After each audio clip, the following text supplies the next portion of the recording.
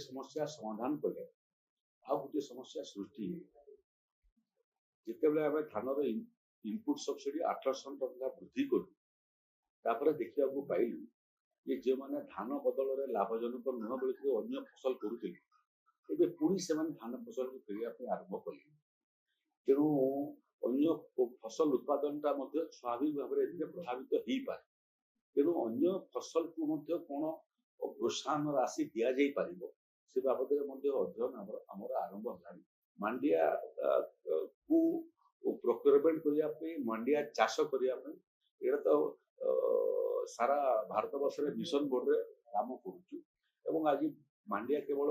ओडिशा रे किबा भारत वर्ष रे नुह ओडिशार मांडिया विदेश को रप्तानी होगा आरंभ